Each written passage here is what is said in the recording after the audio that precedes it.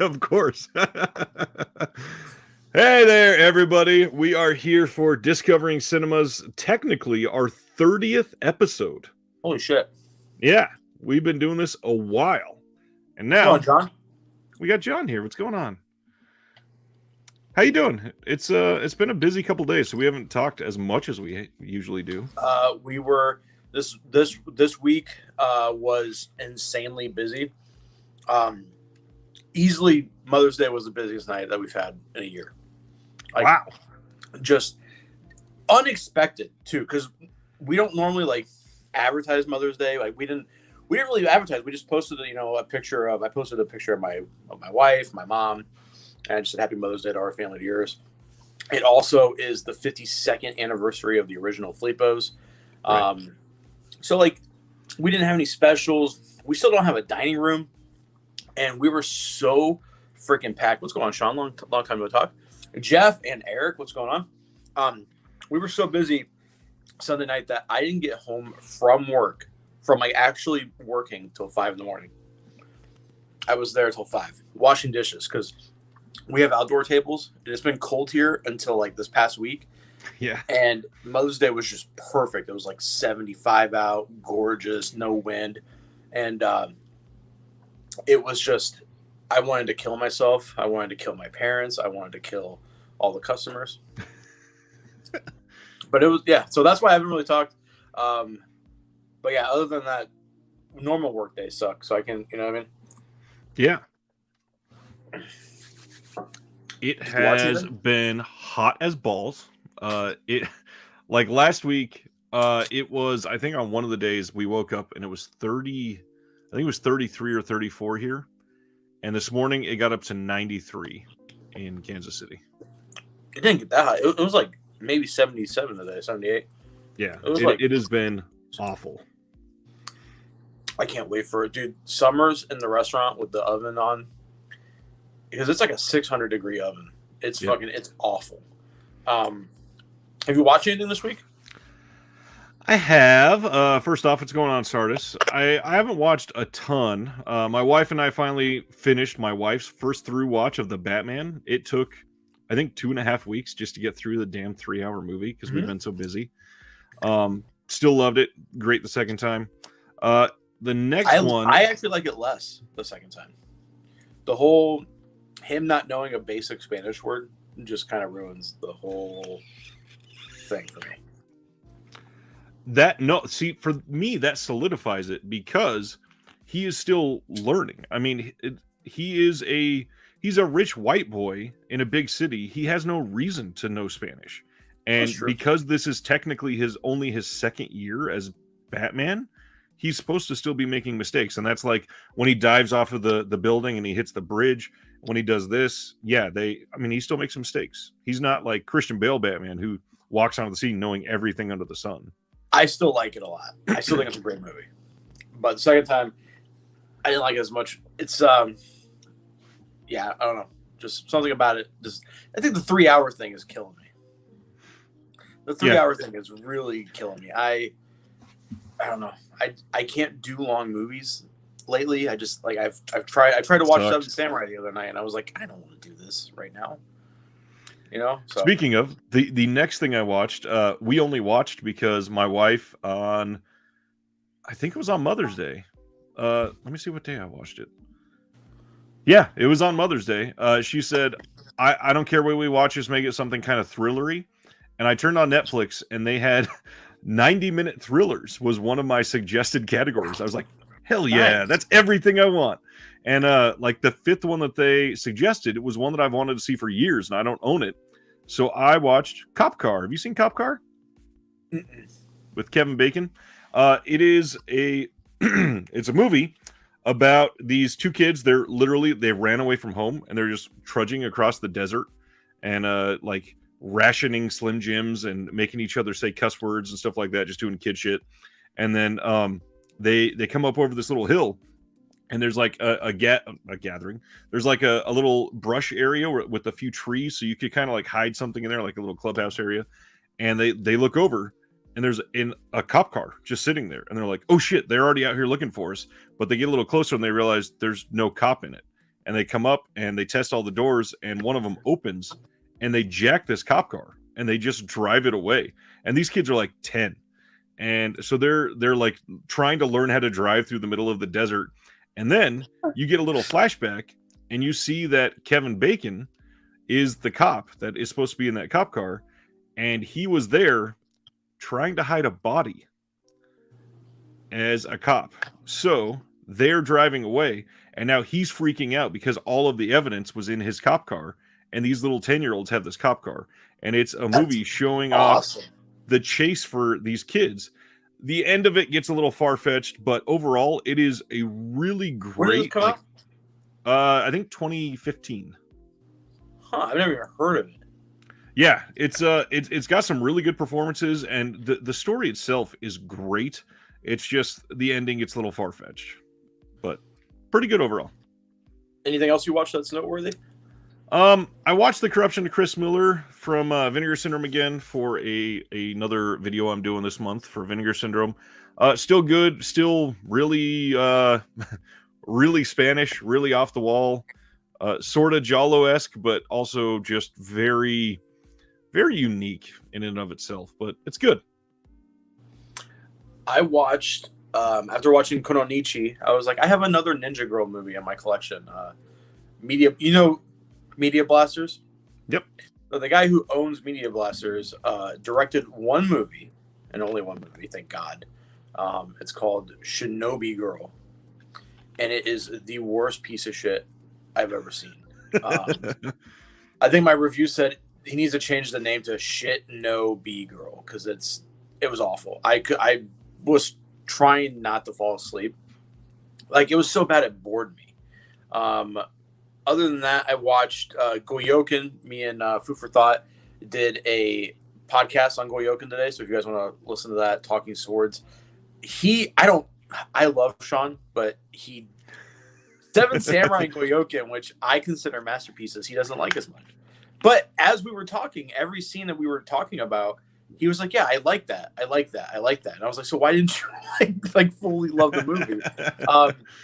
It's a really good movie. 1969, Hideo Gosha's first colored movie. It got remade into a Western called The Magnificent Gunfighter in 1975 with the guy who played Billy Jack. Was it Mike Laughlin? Something Laughlin? I can't think of his full name. Someone will say it in the chat. I think it's one of the three greatest samurai movies of all time. I gave it 5 stars. I highly recommend it. It doesn't have a Blu-ray. It only has a DVD from like 2008, 2005, I think. Did I watch anything else? Did I watch anything with white people in it? I don't think I did. I don't think I did. Oh, no. I think I just watched Asian movies. Yeah. Speaking of white people, Sardist watched Inside Llewyn Davis. Love that movie. Three Worlds France, Season 1 of Cargo, Corpo Celeste from France. And then he had a question for me. I want to highlight that. Flip down, now that you're finished collecting the Shaw Brothers, what is your next agenda? I love Eric's answer to that. I've seen about 90%.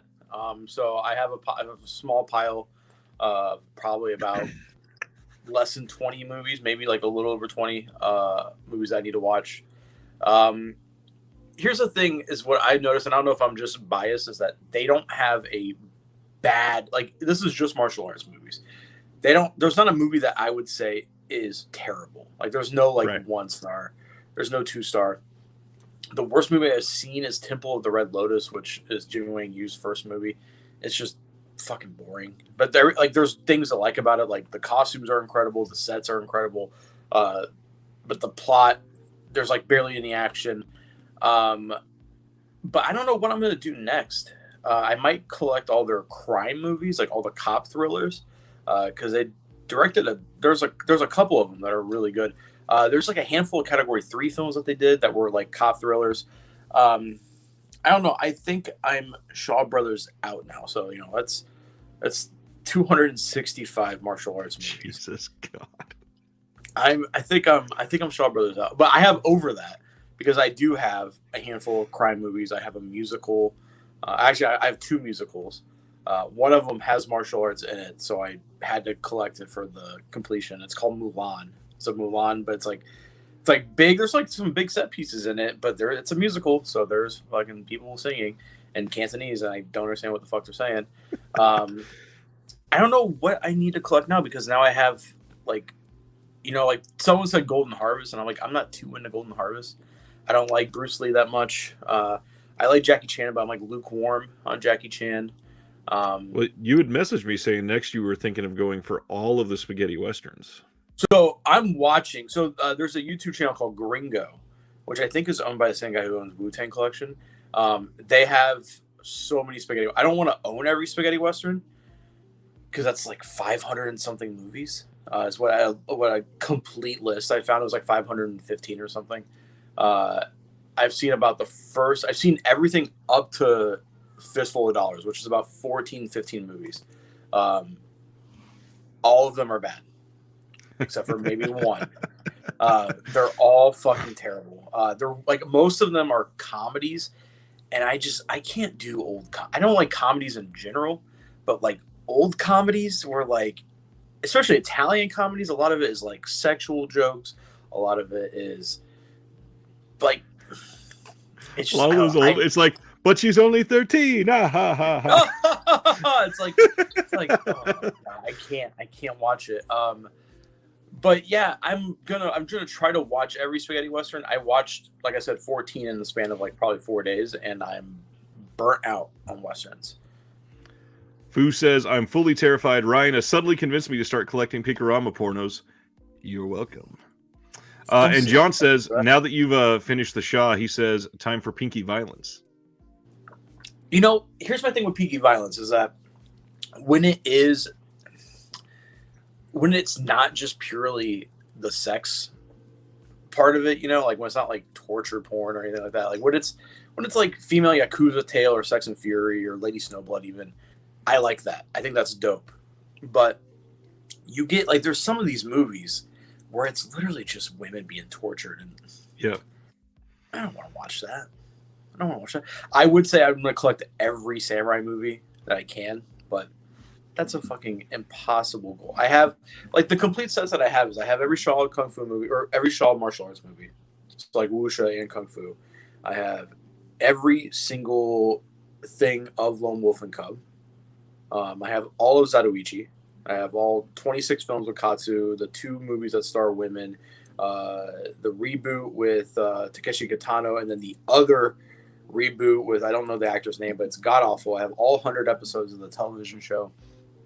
I almost have a complete collection of Shadow Warriors, which this is the other thing I want to talk about. I've been watching this. Have you seen any of Shadow Warriors? No. It's so much fun. It's from the 80s. It's from the early 80s, and it ran for 100 and something episodes. It ran in the 90s. For a TV show in the 80s in a country that's pretty conservative, there's a lot of blood. Like, there's like guys getting arms cut off. Every episode, it follows the same formula as like a lot of like tokusatsu of like Kamen Rider or Super Sentai, where there's like the problem of the week. The ninjas are trying to solve it, and then there's always like one kick-ass action sequence. I've thought about doing a guide. I've actually thought about doing a guide on Shaw. I want to do a guide on samurai movies too. Me and Fanatical Dragon are going to have like a Zoom meeting probably next month once he's off of work, and we're going to try to finish the Phantom Mob book. But yeah, I want to do something other than just watch movies. I want to write about them. Because I have all this useless information. There's got to be at least one or two other weirdos out there that want to listen to it. So. And a lot of times, writing can be easier because you can set it down and come back to it. Video is not so much. Yeah, but I mean, once I'm complete with watching the Shaw Bros movies, I think my brain will finally melt. So. Oh, that's awesome. Any pickups you want to highlight this week? Anything special? I didn't get nothing that I've picked up has come yet. I've got Half a Loaf of Kung Fu coming, which and Sean hates. Sean hates that movie. Well, Yep. It's a bad movie. He is right. That is not a good movie. I'm only getting it because it's completionist. I'm an idiot. Forecast for tonight. There's another movie that Sean hates that I also hate. That's going to piss a lot of people off about our topic tonight. Oh, I'm interested in that. But yeah, next week I'll have pickups. A lot of fun pickups. Hilton wants you to do French crime films. There's some really good French crime films out there. I don't like French people. They all look like the candle from Beauty and the Beast. Man, everybody's getting shipping notice on the partner labels super early. That was really funny, by the way. Thank you. Every time I don't know where I heard it, but every time I meet someone and they're like, "Oh, I'm French," I'm like, "You remind me of the candle from Beauty and the Beast." Dave's here. What's going on? Dave. Anything else you want to highlight before our topic? No. Okay, so the topic tonight is you probably saw the thumbnail. It is listed as one and done.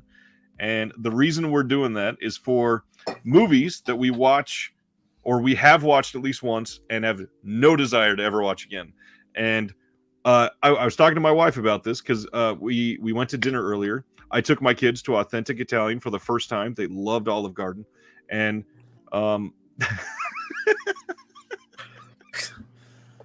I think I'm having a heart attack. That's already happened on this show once. We had a gift card, so we went to Olive Garden tonight. It wasn't great. Someone gave me a funny side story. Someone gave me a gift card to Olive Garden. They were sincere. Like, they gave it to me. I think I might know what to do for your next birthday. No, you know what I did with that gift card? I threw it away and I quit talking to that person. I haven't talked to that person since. They came into my restaurant to give me this gift card. Maybe that's how I'll break up with you. I'll get you an Olive Garden Jesus. So yeah, we were driving to Olive Garden tonight, and I was like, so my topic, or she always asks because she loves watching this usually. She says, what is the topic for tonight? I said, it's movies that we have no desire to ever watch again. And she just started naming off all kinds of bad movies. And I went, that is not it. These are not just bad movies. A lot of these are great. I just never want to see them again. So I tried to do a little bit of both. Most of the movies on my list are movies I loved. And there's like one or two bad ones that are so bad I don't want to ever revisit. But most of the ones on my list are great, fantastic movies. For the most part, I would agree. I chose one that is objectively bad in my opinion. But everything else I think is at least really well made or pretty funny for one of them. But yeah, these are not meant to be taken as bad films or films you shouldn't watch. It's just not something I ever want to see again. That's it. And I tried to be even a little more creative with my picks. I tried to pick all of them that I wouldn't watch for a different reason, which is odd. But let's dive into it. Let me pull up my list here. So my number 5, this is the easiest one for me. This is the one that is objectively bad, I think. And I've shit on this a couple times in the last year just because it was my first time back to theaters after the freaking pandemic. And I feel like I got murdered for like $70. My number 5 is Space Jam, a new, what is it called? Legacy? What was that movie? Have you even seen it yet? No, I think I'd rather stay in my head. Yes, don't ever watch it. So this movie, there was like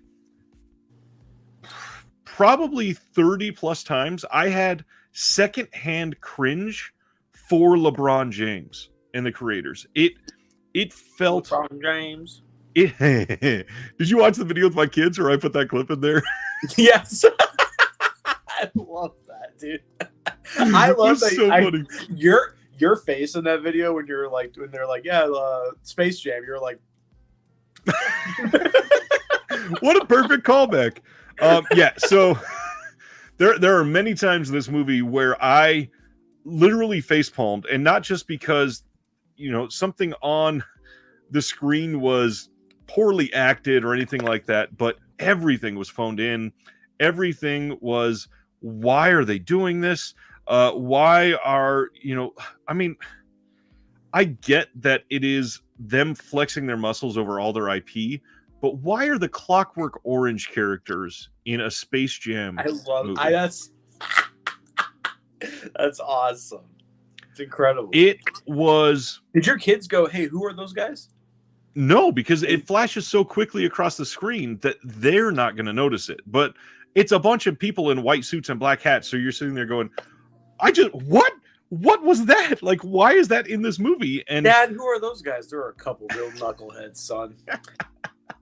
Don't worry about those guys. I mean, that movie was bad. The story doesn't make any sense. Obviously, it's a Space Jam film. There's the universe they're trying to create doesn't make any sense. LeBron is, subservient to China, and that's obvious through his personal actions. But on top of that, like, everything is just him worshiping Warner Brothers through this movie, and it's way worse on that aspect than the Michael Jordan version. I don't get it. It was such a waste. Dave actually called out my number 5, Serbian film. I don't understand. That movie is disgusting. It's trash. It's not good. I think that's all that needs to be said. That there's a line, and they fuck the line. They fuck it. They take that line and I could not believe what I was watching. And I have a strong stomach. I subscribe to a subreddit which is just ISIS beheading videos. Like, I have a strong stomach, but they cross a fucking big line, and it's not artsy. Like, people, like, we have mutual friends that, like, that's their favorite movie. John loves that movie. John Peters. John, you're on the list. Well, and I honestly, I don't hate it. I think that it's useful art, and it needs to be out there. I mean, if I ran the world, I wouldn't ban it, but one and done. That was it. Watched it. Okay. Felt sick to my stomach. Never again. Anything you want to dive into from it? I think if you haven't, the context from the creator does help in understanding why it was made, and it is meticulously discussed and dissected in a good way that shows the political climate that made it necessary, and there's a lot that can be pulled into from that movie. It's not amazing. It's not even like top 10 of its genre or anything, but I do think it's important.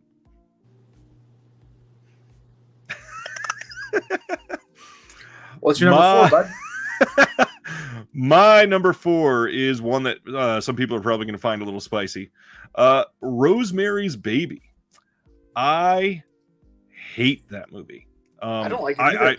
I've never liked it. I didn't watch it and think, oh my God, this is a masterpiece like so many people do. I think that the acting by the lead is decent, but even the story itself, it feels so shallow, and a lot of it, like everybody that praises Polanski and everything, I don't even feel like it was directed super well. I feel like the whole apartment building setting is interesting, and the way that they carry out some of the shots because of that was cool. But man, I can't understand loving Rosemary's Baby. It's never been something that I don't think I've ever gone back to it a second time, because nothing is calling to me from it at all. Do you think Polanski likes a certain part of a Serbian film? You think he likes a certain scene? No, it's probably a little too young for him.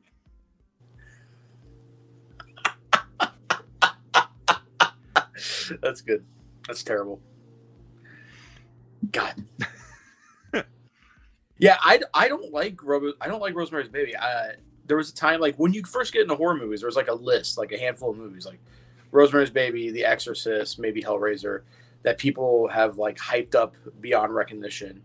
And when I watched Rosemary's Baby, I was like, that wasn't scary. That wasn't good. Are we on number 4? Yes. Pixels. Sandler film? Oh God, it's awful. It's the worst. Like, the way you feel about Space Jam is how I feel about Pixels. I I think I spent like $30 seeing that movie because I got the ticket, got the popcorn, got the cookie dough bites, and got the drink, and I was like, what the fuck? I actually fell asleep in the middle of the movie. So, see, I actually like John Waters, Foo. I actually really like John Waters. I really do like John Waters. But yeah, I think Pixels is a piece of shit. There's nothing much that you can say. It's not funny. It's not good. I think it's Sandler's worst movie.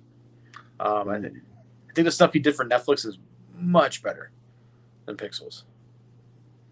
Because I think Pixels was his last theatrical movie before his Netflix deal. I would have to. Let me take a look because I feel like there was one or two more after that. Adam, did you see Sandler's teaming up with the Safdie brothers again? I heard. I haven't seen anything else from it. I'm excited. I can't wait. So, good Lord, when Pixels came out in 2015. Then he did Hotel Transylvania 2, The Ridiculous Six, The Do-Over, Sandy Wexler. Hello. We just said Uncut Gems. That one was theatrical. Okay. It wasn't a Happy Madison film, though. That's why it was a good movie. Right. What's your number 3? My number 3 is so this movie is funny. I do think that parts of it are funny.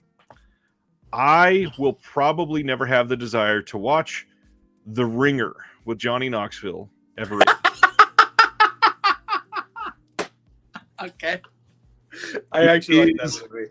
Such an obnoxiously lowbrow level of humor that I can't find anything in myself to. I mean, especially there's no real easy way to talk about this movie. Like the way they treat special needs people, it is respectful enough in certain aspects. Like even they got sanctioned from the Special Olympics and everything to do everything that they did. A lot of people approved of it. Thought it was fine. A lot of the dialogue is bad in that movie. I love that one guy just has a phone book, and he's I love that bit, dude. That's so funny. I almost feel this same level of like, why did they make this movie as I do about the movie The Benchwarmers. I hate that freaking movie. I've never understood the love that The Benchwarmers gets, but The Ringer is even worse for me. The Benchwarmers I don't like, but I like The Ringer for some reason. But I also listen to a podcast called Come Town, which I've sent Ryan clips of before, and he's like, okay. This is true. Raging Bull. Dave says Raging Bull can appreciate its place in cinematic history, but no desire to watch again. Wow. So that's based on a real person, and that person took his wife to the theater, and he said, was I really that bad to you? And she goes, you were worse. Great movie. Can't wait for a 4K. Well, what it means to be a real man, you know? It's a good movie. It's a great movie. Scorsese. God damn Scorsese. When he dies, it's gonna be a huge moment for Italo Americans. It really is. We're gonna lose one of the greats. My number 3 is War and Peace. Have you seen War and Peace? The old from 1954 or whatever it was. It's a Criterion release, the Russian movie.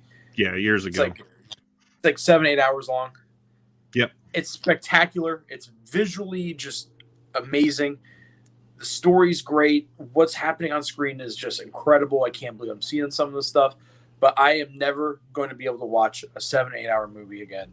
Nor do I want to, because its subject matter is boring as fuck for me personally. I get why it's important. I get why Criterion released it.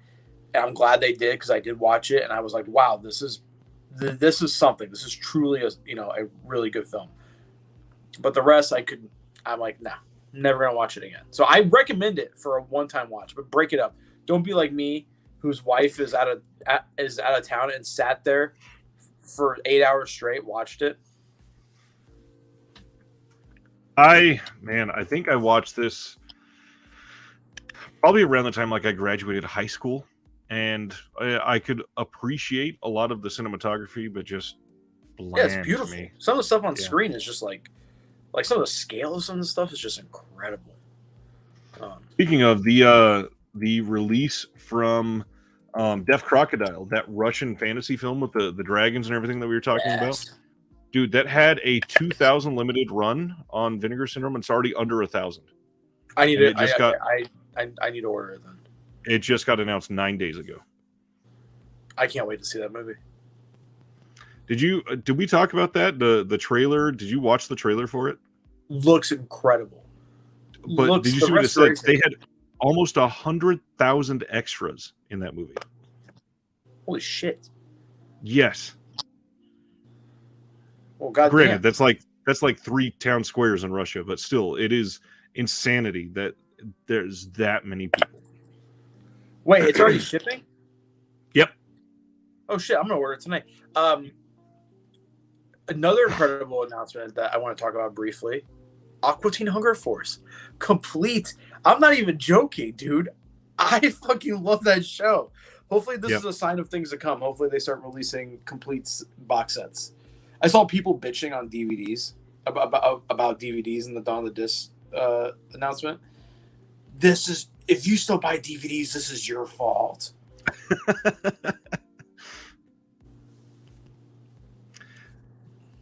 To a point, I agree, but I do think people would focus on SD on Blu-ray. Like that whole thing is going to be, it's like how many discs on there? I can't remember, but it is.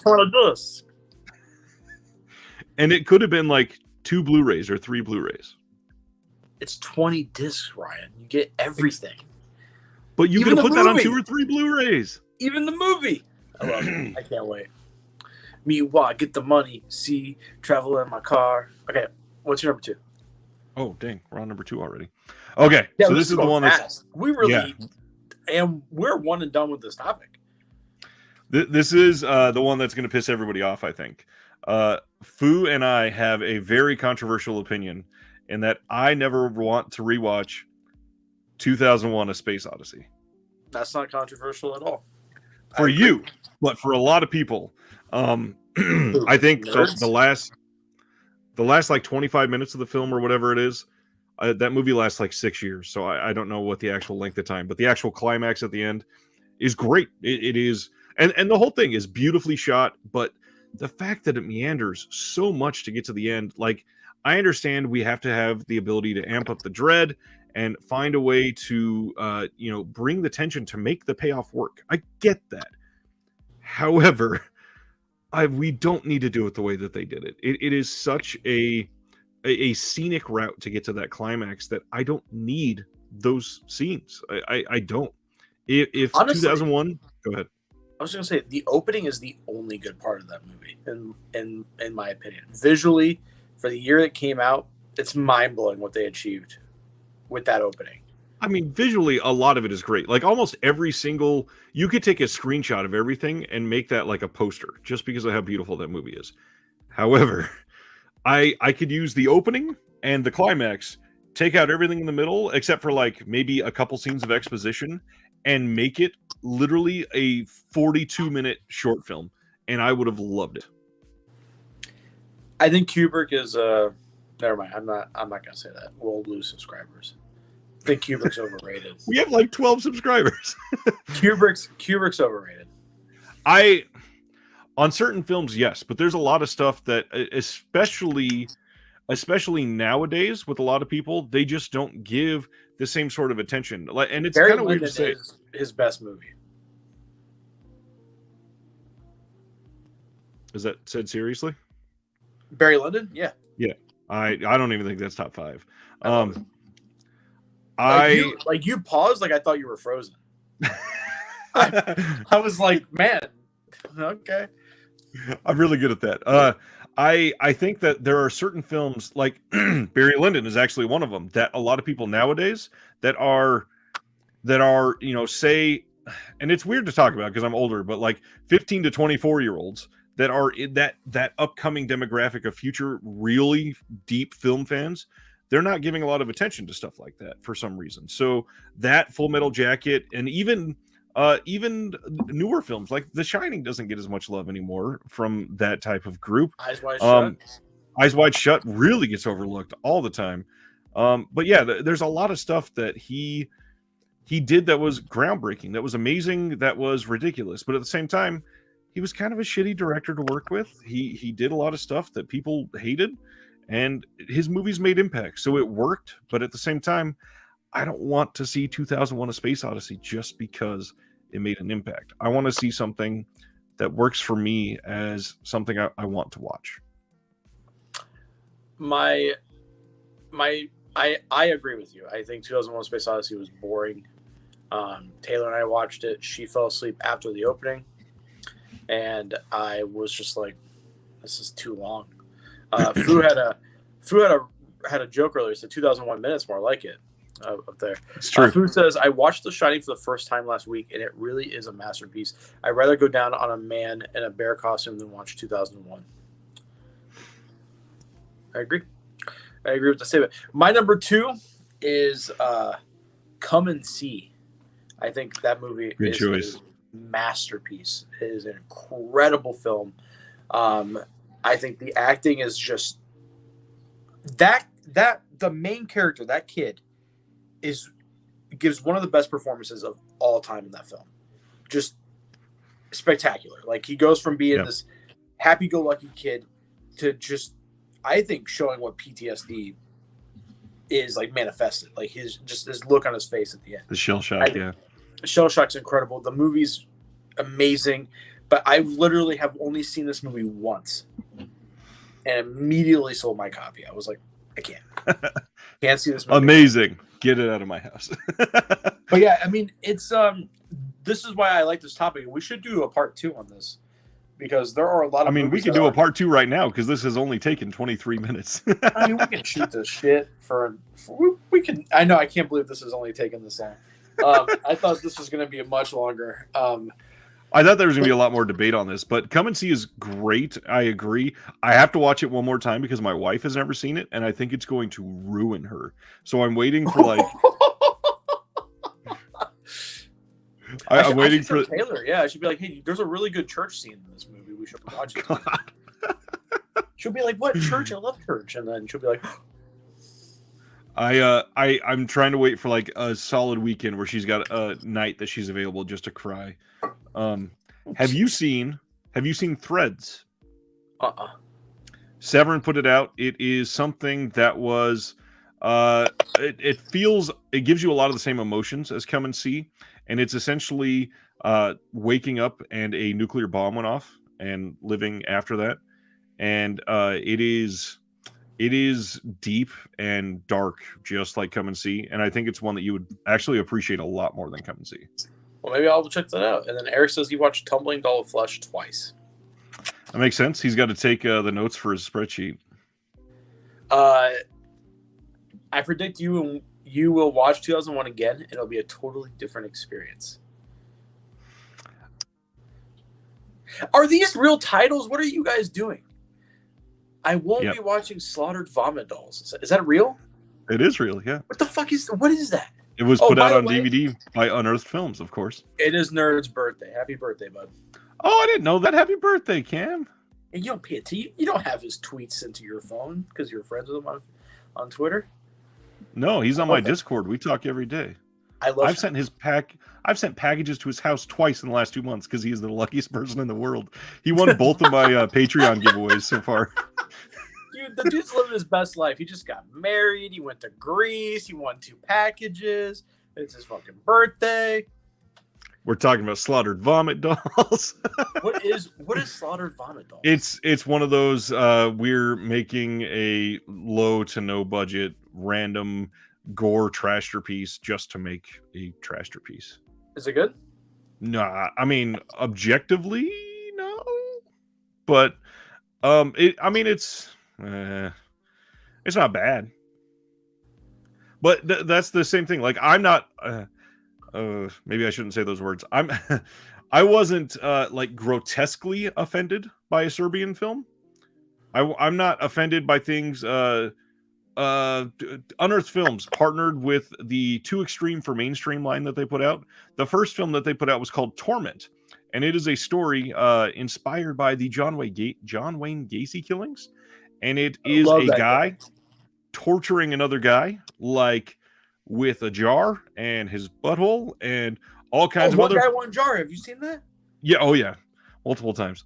But yeah, Torment is not great. But even that, it's not like I went, oh god, it's so hideous, I can't watch it or anything like that. So yeah, Slaughtered Vomit Dolls is just gross. If I even said the words Slaughtered Vomit Dolls around Taylor, she would be upset. This would be the perfect time for like a boot to comedically come in from the side of the frame and hit you in the head. He's putting the kid to bed, or else I'd yell, "Hey, you want to watch Slaughtered Vomit Dolls?" But what's your number one? Because my number one is going to make me go on a rant. Mine is too. Do you want to do yours first then? No, you do yours first.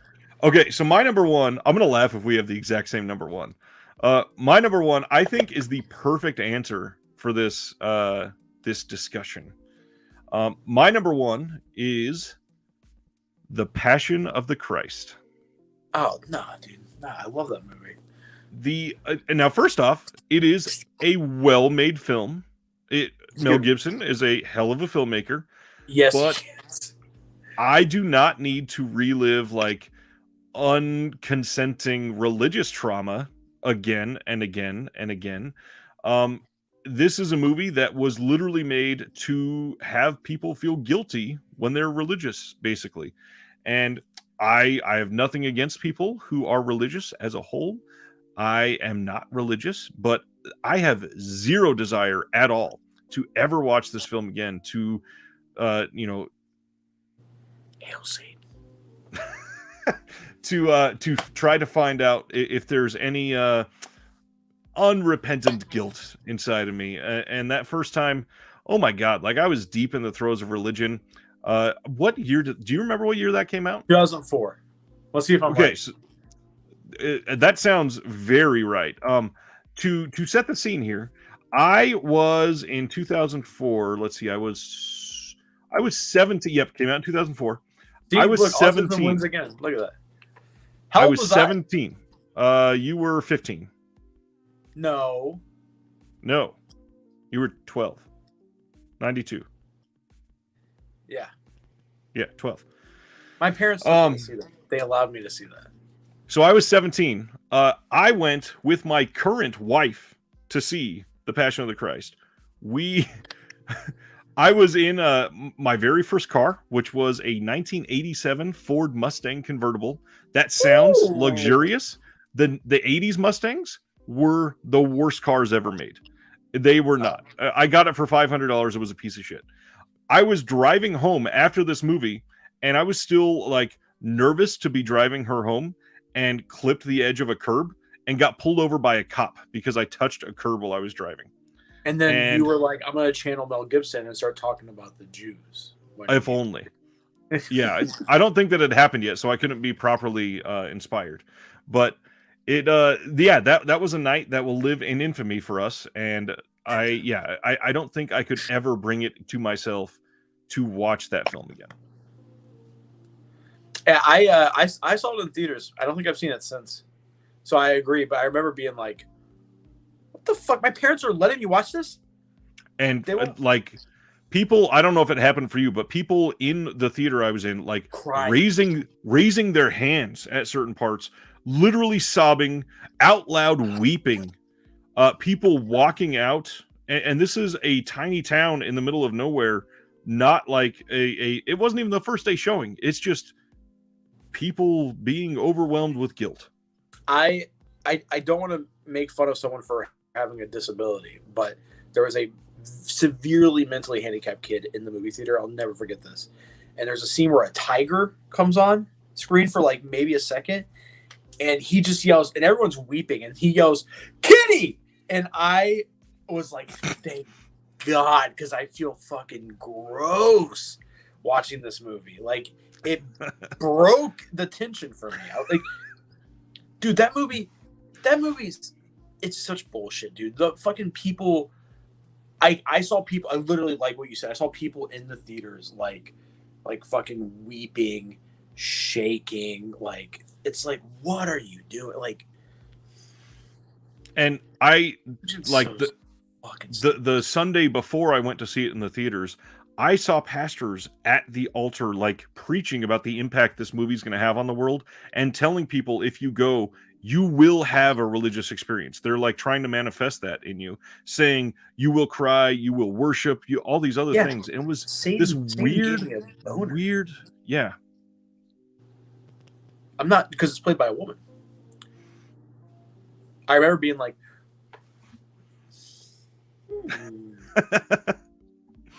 I really like the aesthetic of that movie, though. It's stylish. Dude, Mel Gibson is a good filmmaker, but he makes fucking torture porn for conservatives. Like, it's like, that's straight up, that's fucking Hostel. There's no difference. There's no difference, in my opinion, between that and Hostel. The only difference is Eli Roth doesn't seem like a big piece of shit. You know? So, yep. But yeah, Passion, that's a good pick. That's a movie that I mean, I can't believe my parents took me to see it. I wouldn't let my 12-year-old see that movie. Yeah. I wouldn't let my 17-year-old see that movie. But listen, my parents, this is why it was weird for me, is that my mom tried to like monitor what I watched. Was very protective, like wouldn't let me watch Cartoon Network and shit.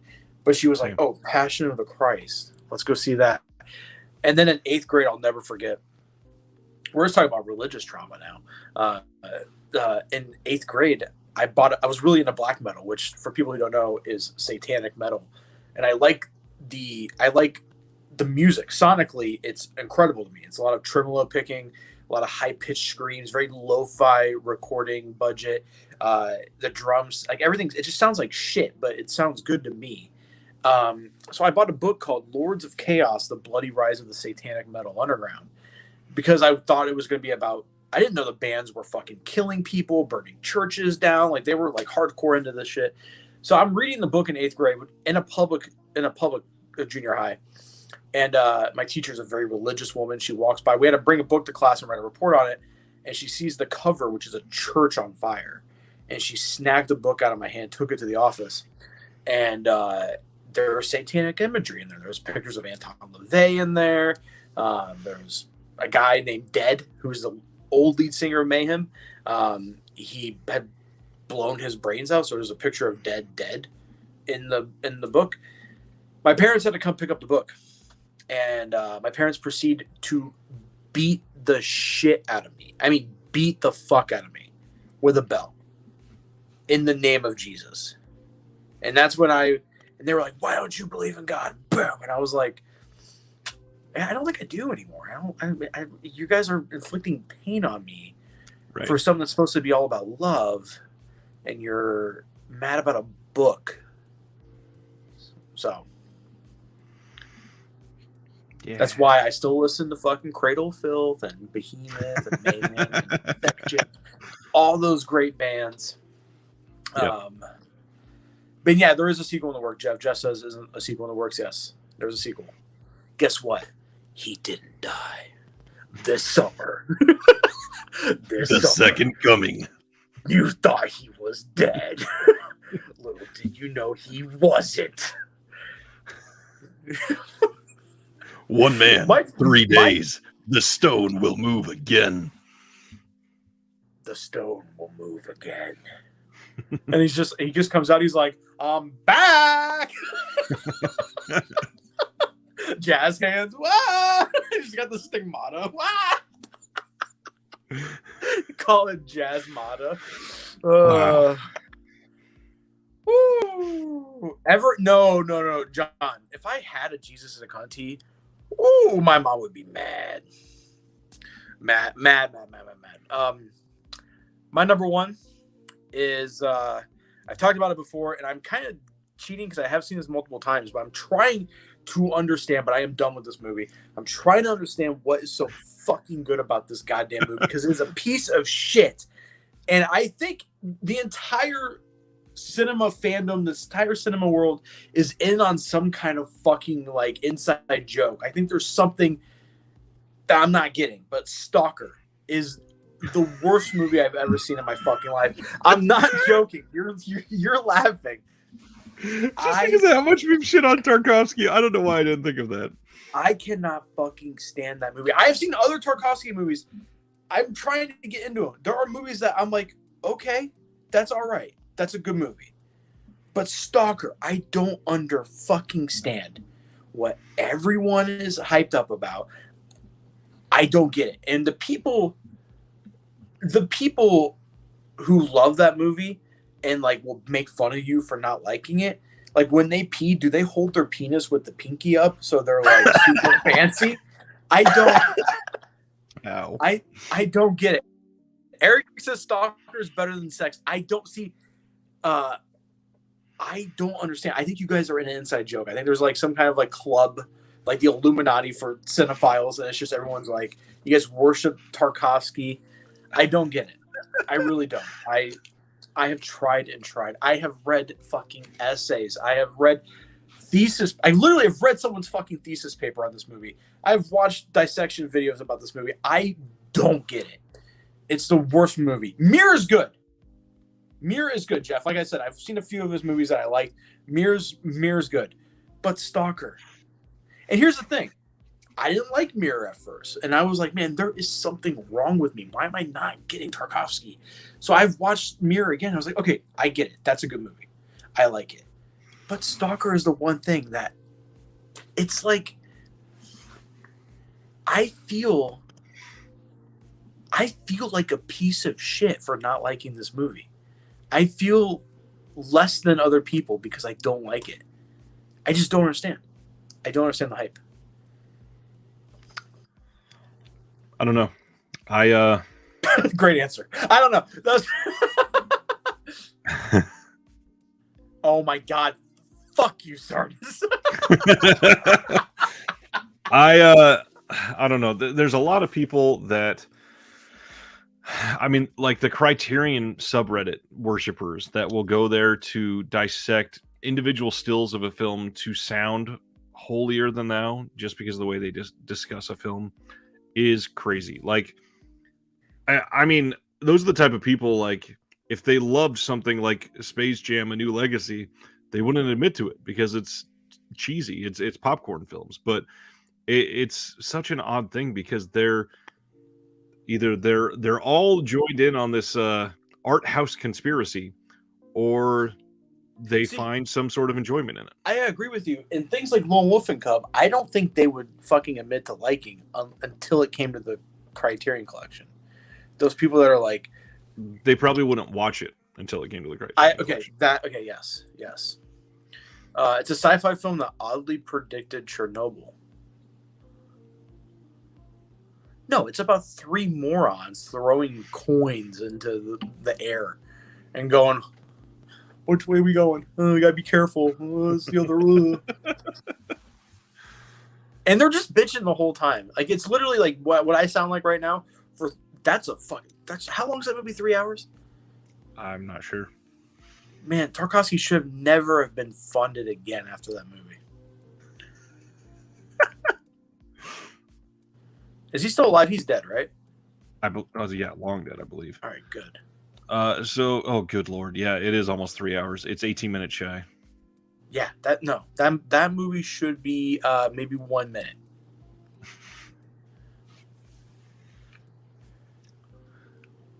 Go ahead. I was gonna say it feels like a like it's I don't know. I don't know. I'm an idiot. So whatever.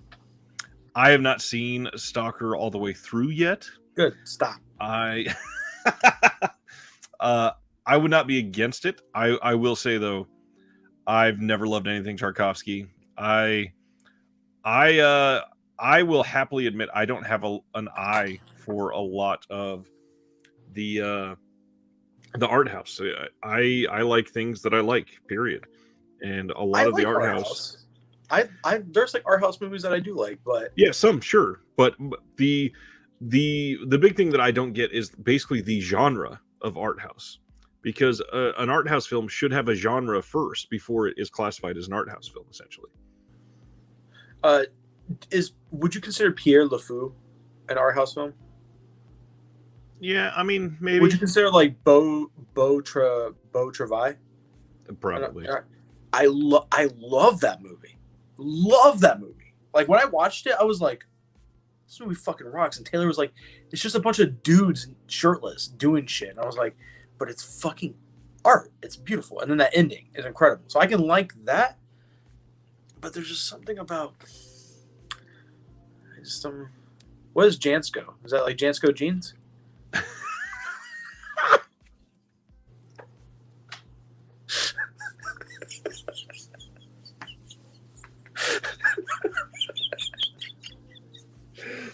That may have been the best joke you've ever made. And it was so off the... Like, I have goosebumps from laughing so hard.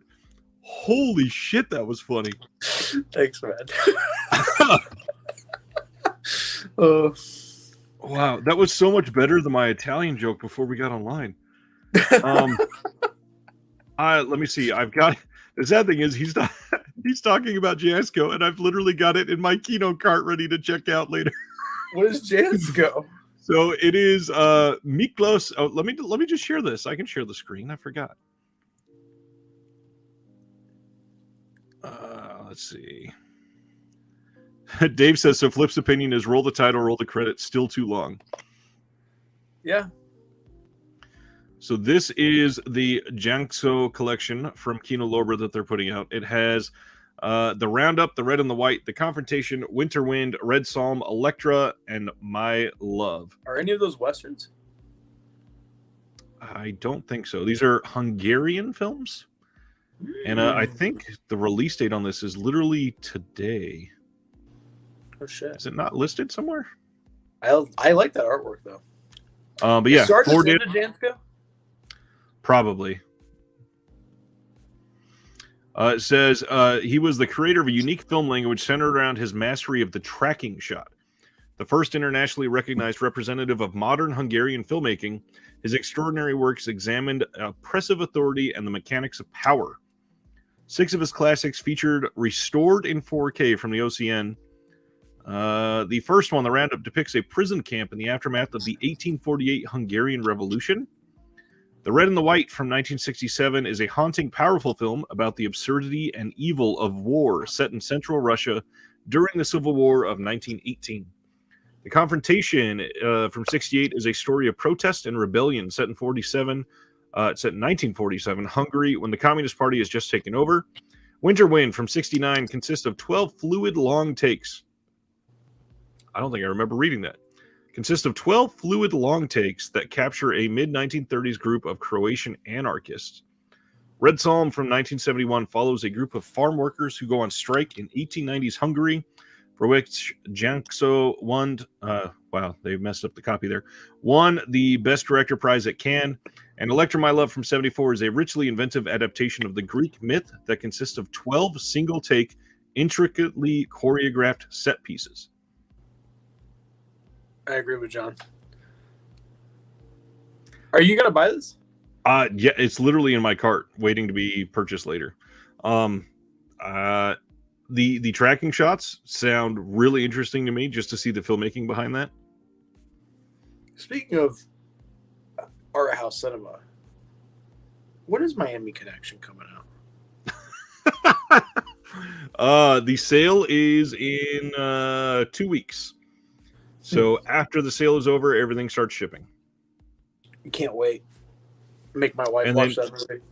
Don't forget, there is a cheaper version coming out from Umbrella that will be available at Orbit that will also have the CD soundtrack. It will not be 4K, but the music is the best. Artwork, though.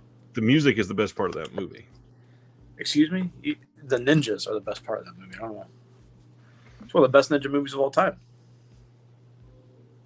No, I'm kidding. Kidding, it's not. It's not. Not even top 50. Nope. Do you like ninja movies? Did you get into ninjas as a kid? Like, did you get that craze? Like, did you get that bite? Not with good ninja movies. A lot of the ones that I watched were the super mainstream ones that are not real ninja movies. And Yeah. like, did you like the show Kosugi movies? Nope, nothing Asian that will show you that it's not good Asian movies or good ninja movies. Like what? I wanted to be an idiot and say Beverly Hills Ninja right then. Um, yeah, just a lot of the cheesy 90s stuff that was made to emulate a lot of the Asian stuff. I honestly can't even remember most titles offhand. Eric says he has appreciation for longer takes nowadays. So do I. I do too. Sure. Like the Haunting of Hill House, that episode 8 or whatever it is, where the first I think 20 minutes is all one take. Freaking ridiculous. Absolutely crazy. And they go over like flashbacks in the same setting. They go into different rooms around. Have you seen the haunt? You've seen it, right? Yeah, a while ago, whenever it came out. Yeah, so they go around different parts of the set to film different eras, and everything was set up for it and timed and choreographed. That scene, yeah, that was one take. One take.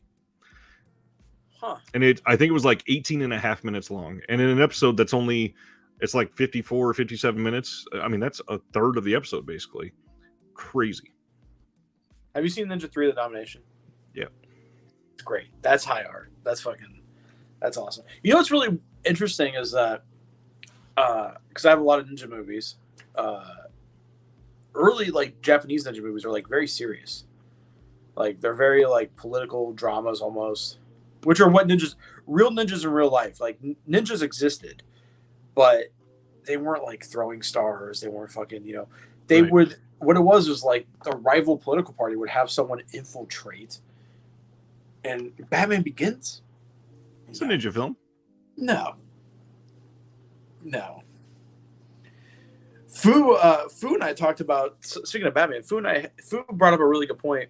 We were talking about Bruce Lee on our podcast today. And he said Bruce Lee is the Hong Kong equivalent of Batman. You ask any Batman fan, Batman versus Superman, who's going to win? Batman. Batman versus this. Who's going to win? Batman. He's like, no, he's not. He has no powers.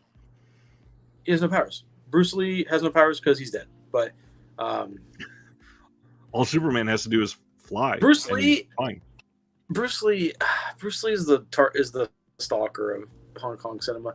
Ninja Assassin is underrated. Have you seen that movie? I'm not sure. Love this movie, dude. It's hyper violent. It's got K-pop star Rain in it. I don't know if you know who Rain was. It must be newer then, huh? No. K-pop's been around forever. This was 2000. I know. I thought I recognized. Oh, Six? so it's 2000s. Yeah. Yeah, 2006 maybe. It's produced by the Wachowski sisters, but it's directed by like one of the stunt guys from the Matrix movies. Okay, so maybe I have seen it. It came out after they did Speed Racer, because Rain's in Speed Racer, and everyone was impressed by like how like athletic he was. So like, let's make a ninja movie with him. It's got Sho Kosugi in it. It's great. It's super like hyper violent. If they would just cut the fucking love story out of that movie, it'd be a masterpiece, in my opinion. It's great. When I meant newer, I meant like post 2002, not like the last 4 years. Teenage Mutant Ninja Turtles 2, Geisha versus. Isn't 2 Secret of the Ooze?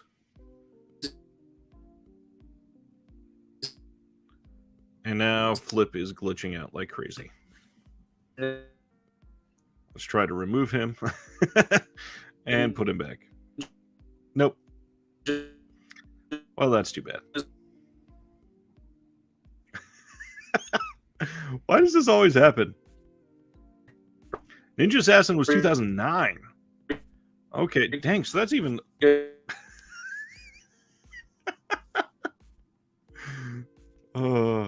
So Ninja Assassin was even later than I thought.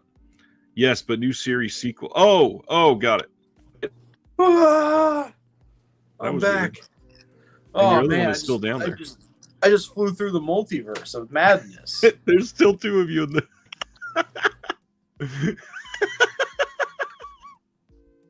Wait, pull that back up. Ah! You're gonna make it Oh, glitch I'm back. again. Oh man, I'm back. The Multiverse of Madness was crazy. We were talking about Teenage Mutant Ninja Turtles. I forgot about the newer series. I've still never seen either of the newer ones. Oh well, you're good. You're good. Eric says Bruce Lee got him. I'd whoop Bruce Lee's ass. Just like shit, I forgot his character's name. Cliff. Yeah, my dad looks like Cliff Booth. So, what else is going on? Now that we're away from things we only want to watch once. Fu and I are going to be covering Lone Wolf and Cub in the future, so you'll be hearing me talk about Lone Wolf and Cub again. You need to just watch the second one, please. We should do an episode where we make each other watch a movie, just one movie. We've said that many times. We should. I've got plans that night. We should though. When we both get that Russian movie, we should cover that. I'd be into that. I really want to watch it. So speaking of things we're doing for episodes, I want to highlight next week, by the way, is going to be really freaking fun. We are going to be emulating another show, essentially. We are going to be taking their format, and we are going to be plagiarizing the hell out of it for one night. And we're going to be playing a game, and it's going to be Flip versus Jeremy Long, who's been on the show many times, and they very much publicly hate each other, even though behind the scenes they are desperate to make out. But we are going to be doing an elimination type game of the best A24 movies ever released, which is hilarious because it is A24 is full of some really good movies, but they also have a lot of film bro, these are the best movies ever made type of things, and they're really not. So it's going to be an interesting show. And yeah, next week is going to be genuinely fun. Please make sure you come back next Tuesday. Yeah, come back next Tuesday. I'm so excited to talk about A24. I love A24. My dog loves A24. I mean, I genuinely do love them. Priscilla, don't be shy. Say hi to everybody. Say hi. She just got a perm. She's so shaggy, dude. She's so shaggy. I love this bitch. She's so cool. High five. High five. Watch. High five. High five. Oh, there you go. There you go. All right. Bye. Bye. She's deceptively big. Dave, this is this is on our list. We almost did this today. We will be doing go-to comfort moviie soon. But I joked with Flip that the only thing he's ever going to talk about is Lone Wolf. Oh, look. Here's 6 of them. Wow. Comfort movies. Hey, guys, there's the whole episode right here. I'm going to say when we do that, no Lone Wolf and Cub and no Kurosawa.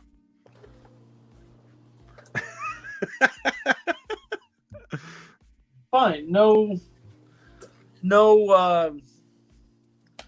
That's the Dazed and Confused guy. Cameron Crowe. No, who's the guy that did the Before trilogy that you like? Richard Linklater. Yeah, no Richard Linklater for you. That's easy. That's easy. I don't only watch 4 things. Hey, listen, motherfucker. I watch many things. They just happen to fall into 3 or 4 genres, so I don't want to hear it. Okay? Ooh. Non-violent Shaw movies.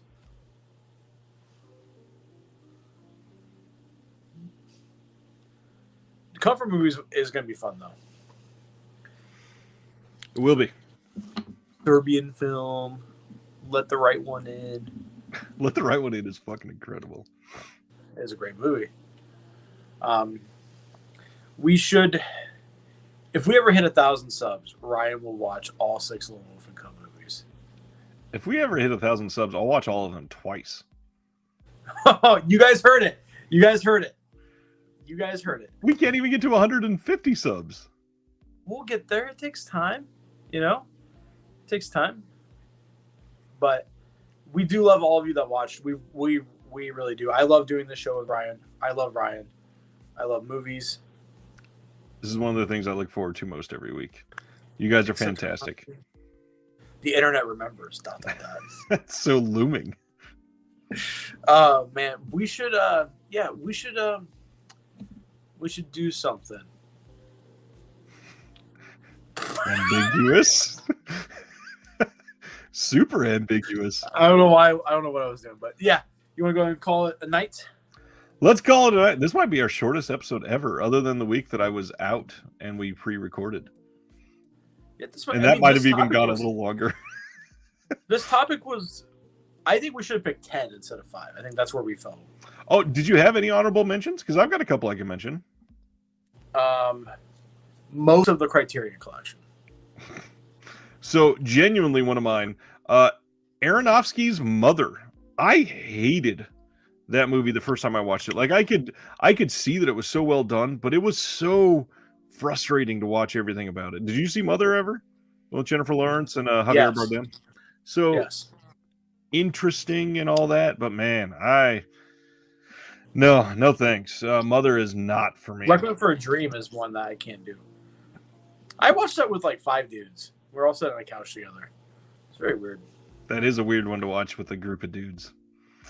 Top 5 Kay Francis films. Who's Kay Francis? I don't know that name offhand either, and they'd be like, oh, you know, Flip's showing his intellect. How about fave franchises by genre? Oh, Kay Francis was the actress in like the 30s and up through, I think her last one was like the 50s. Yeah. Yeah, you know me. That time period's fucking A1 for me. Oh, dang. I guess she started in the 20s even. Eric says he doesn't like Aronofsky in general. I always forget the other stuff he's done. I know I've genuinely liked a couple of them, but Okay, so he did, as director, he has done, those are all shorts. His first one, Pi, Requiem for a Dream, The Fountain, The Wrestler, Black Swan, Noah, Mother. Noah's awesome. That movie's so cool. I'm not even joking. I love that movie. It's so good. So my big one, Black Swan, is a really well-crafted movie. And I think one of the big problems is I adore Vincent Cassel.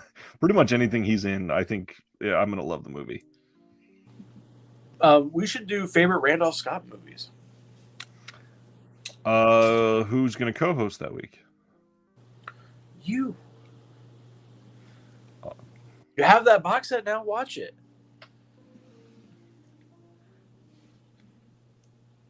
So anyways, thanks everybody for tuning in.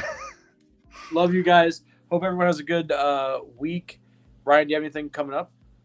I mean, my channel, Vinegar Syndrome Month, I've got like 3 new videos going up every single week. I had a big video with the guy behind Saturn's Core last Friday. Another interview coming out this Friday. Lots of cool stuff in store for this month. If you are new to Vinegar Syndrome or interested in getting deeper into them, I'm going deep. I can't go very deep. I'm small. So, well, anyways, we will talk to you guys next week. Me and Fu have a new episode of Talking Swords. Check that out. Every 2 weeks, there's new episodes. This week we covered Goyokin. Next episode, we're covering Bastard Swordsman 1 and 2, a couple Shaw Bros movies. So, yeah. See you guys later.